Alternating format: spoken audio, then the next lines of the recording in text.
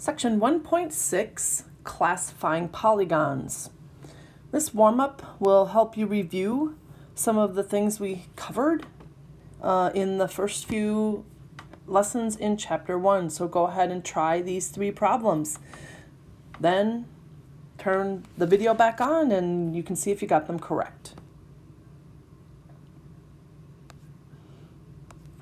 So on the first one, you are using segment addition. So the 2 parts AB plus BC equals the whole AC. So just add the 2 expressions together and set it equal to the expression for AC. And then that gives you a value of x of 2.4. Then you plug it back in and find out that AC is 14 units. Question 2 is the midpoint. And so you just literally find the average of the x's for the x value of your midpoint and the average of the y's to find the y value of your midpoint. And the last one, complementary angles add up to 90 degrees. So if you want the complement of angle A, then you just take the measure of angle A and subtract it from 90 degrees. So we are going to work on classifying polygons and defining polygons. Here are the learning targets. We're going to classify by the number of sides it has, which I'm sure you can anticipate that if it has 3 sides, you probably already know what the name of it is. But we're also going to determine if a polygon is called convex or concave, and you're going to find the length of a side and perimeter of regular polygons. So we're going to talk about what a regular polygon is. So here are some notes for you to ponder and also maybe highlight or write them down. A polygon is a closed figure. What that means is all the vertices of the polygon are touching another segment and there's no opening. So closed means it's not open. So this would be an example that's not a polygon because it is not closed right there. It's formed by 3 or more line segments called sides. So again, all of these segments right here are sides and they're joined with vertices where each side intersects only 2 other sides, each at their endpoints called a vertex, singular, or vertices. So again, these points right here are your vertices. So here's our vertices down here, and these are our sides. So each side, so if I highlight this side right here, each side intersects only 2 other sides. So you can see that TW intersects only TQ and WS. And that is true of all polygons. If you look at another side, okay, this side right here, again, only intersects 2 other sides. So when you are going to define or call something a polygon in general, then you need to make sure it fits these 3 criteria. And this is a little blurry down here for some reason. I think some things got overlaid on top of each other, but R and S are called vertices. So again, if I go back here, these are vertices. So the vertices, so I'll just write it over here. T and W are called vertices. Now, when we name polygons, we name them by listing all the vertices in a consecutive order. For example, we could call this QRSWT. Another name for this polygon could be TWSRQ. It does not matter if you go clockwise or counterclockwise. You just have to make sure that the vertices are in order, and it doesn't matter which vertex you start at. But what you could not call it is you cannot call it QSWTR because you're not going in consecutive order. You went from Q over to S, and then you went to WT and then jumped over. Okay, so be careful, but just go in order. So let's talk about whether something is convex or concave. So we'll talk about convex first. And convex polygons are sort of your ones that you would think are kind of normal. It's a polygon in which no line containing a side of the polygon contains a point in the interior of the polygon. So what does that mean? It means if we highlight this line right here, BC, that line contains the side segment BC. So here is the side. So no line containing a side contains a point on the interior of the polygon. Well, lines are really just made up of infinite number of points that are on this line. And even if we keep going, okay, none of those points are on the interior of the polygon. That's what convex is. On the other hand, concave, of course, the opposite, is a polygon that does contain at least one line that contains a side of a polygon that passes through the interior. So again, here is a line, and it contains a side of a polygon right here. There's one side of the polygon. And if you look at the points on this line, there are some that are on the side, but some right here on that line still are in the interior of the polygon. So we would call that a concave. So really, if you think about it, if we had sort of the normal polygon looking thing, it would be a side going from here to here, but it's like it got caved in. The side got caved in. So that's maybe how one way you can think of to remember that it's kind of caved in there. And then now this side right here, BC, has points on the interior of the polygon if you were to extend the side in a line. So we say polygon ABCD is concave because BC and actually the other line side DC would be containing points on the interior of the polygon. So the next thing we're talking about is naming polygons by the number of sides. Many of these are already familiar to you. Three-sided, if there are three sides, it's called a triangle. Four sides, now you might want to say rectangle or square or parallelogram or kite or trapezoid, but we don't know any of those things. We only know that if it has four sides, it's actually called a quadrilateral. 5 sides pentagon, 6 sides hexagon, 7 is a heptagon, 8 octagon, 9 nonagon, 10 decagon, and 12 dodecagon. And I expect you to know all of these names for these 12 sides. We don't have a special name for 11, and there are probably special names, but we don't memorize any of the names other than what you see here. So if we don't have a number of sides, or if we look at 11, it would be called an 11gon. So whatever the number of sides is, it's called that number of sides gon. So if I have 23 sides, it's called a 23gon. However, if it's a 5-sided figure, we don't call it a 5gon, we call it the specific name of a pentagon. So let's try to apply some of the information that you just were looking at. But before we do that to this little matching, let's make sure we understand that there are 3 new terminology pieces right here that you probably need to put in your notes or highlight and make sure you understand what they mean. Equilateral is where all sides are congruent. Equiangular, sounds like equal, so equiangular kind of describes itself. It's all interior angles are congruent. And regular, right here, is both, okay? Regular is equilateral and equiangular, so that it means all the sides are the same and all the angles are the same. So when we start trying to do this matching game, we go, oh, a pentagon. Well, we know a pentagon has 5 sides. Well, 1, 2, 3, 4, 5. This has 5 sides. 1, 2, 3, 4, 5. This has 5 sides.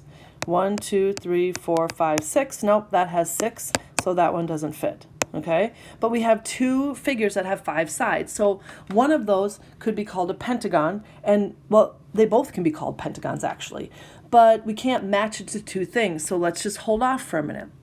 So we have convex. Well, convex is our normal ones. All bunch of these are convex. So convex means it's not caved in. This one right here would be convex. This would be convex. This would be convex. This one, and not, that's it. So again, we might have to hold off on what one is convex. Same thing we had to do with the pentagon. Okay, there are several figures that have 5. Now we have polygon. Well, polygon, many-sided figure made up of 3 or more line segments, closed figure, etc. So almost all of these are polygons. Okay, the only one that's not a polygon would be this one down here. This is not a polygon, but all the other ones are. So again, we're going to have to hold off because all the rest of them are polygons. Well, quadrilateral, 4-sided figure. Finally, we can match something because there's only one 4-sided figure here, and that is this one right here. All the rest of them have a different number of sides. So now let's look at concave. We said many of them were convex. So which one is concave? Well, concave is where it's caved in. Okay, so concave, you might think it could be this one right here. Let's get a different color here. You might think, oh, this one and this one are kind of caved in. But actually, this one right here is also not a polygon. This is not a polygon. Because if you look at this side right here, it meets more than 2 other sides. It meets this side right here, and it meets this side right here, and it meets this side right here. And it actually meets this side. So it meets more than 2 sides. So that one is also not a polygon. So we can eliminate that one. So that means now the only one that will be concave is this one right here. So again, if you extend this line right here, you'll see you go into the interior of the polygon, which makes it concave. All right, well, we only have 2. So closed figure, octagon, and nonagon. Well, let's go to octagon, and we'll come back to closed figure, okay? And octagon is 8 sides. So 1, 2, 3, 4, 5, 6, 7, 8. So here's our octagon right here. So that one's a convex polygon with 8 sides, so it is called an octagon. So now that leaves us with pentagon. We can actually go back up to pentagon now because this is the only one left to match because the other 5-sided figure was our concave one. And now we can look at the 2 remaining for convex, and we've already matched all the other convex ones, so that leaves this triangle right here to be the convex. And so what do we have left? Well, these are not polygons, but is one of them a closed figure? Well, if we look at this closed figure right here, this is still a closed figure, but this one is not. And it's also not a nonagon. So nonagon in this case is just not used. So lots of things going on here, but just trying to understand all the different pieces. So let's classify the given polygons. So first of all, let's determine if they are polygons. Are any of these not polygons? Because if we if it's not a polygon, then we're not going to be able to classify it by the number of sides or whether it's convex or concave. So if you look at these, this one is not a polygon. Why? Well, it's not a polygon because this piece right here is curved and it has to be line segments. So now let's classify. All the rest are polygons. So first let's figure out, are there any convex or concave ones? Well, this one is convex. This one, convex. This one, convex. These are all convex except this one, because if you extend this line and you go from the side, if you extend the side and the line goes into the interior, now this one is concave. So now all we have to do is name them by the number of sides. So this is 1, 2, 3, 4, 5, 6, 7. This is called a heptagon. Okay, you see if you can do the rest.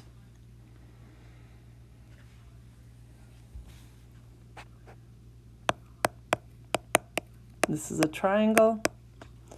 This is a quadrilateral.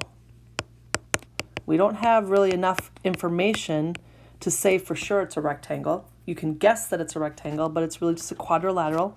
And the same with the one below. It looks like a parallelogram, but we don't have enough information to prove that.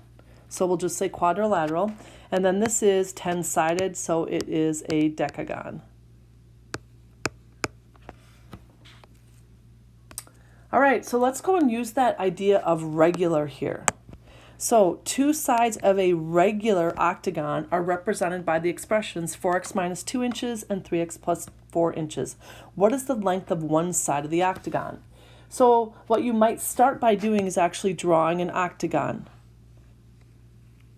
And it doesn't matter if your octagon is not perfect, but it says it's regular. So that means all the sides are the same. So you have to make sure you're paying attention to that piece, regular. So then it tells you one side is 4x minus 2, and the other side is 3x plus 4. And so we know that those sides are the same, so we're going to set those expressions equal to each other. We'll get all like terms on the same side, and it actually gives us x equals 6. So what is the length of one side? We only found the value of x, so make sure you're answering the question asked, which is what are the length of one side?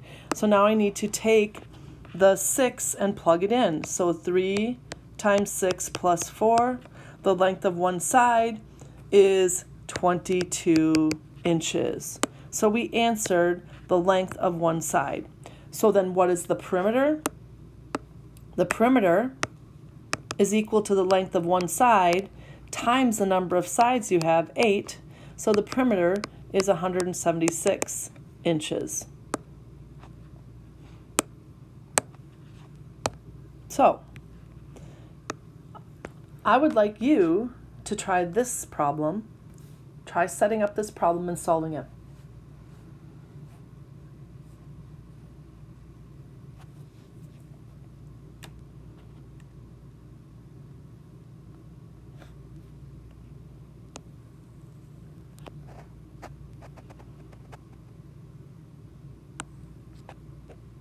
Okay, it says that it's equilateral. Equilateral, all sides are the same.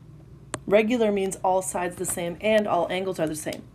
So you should have set the two expressions equal to each other.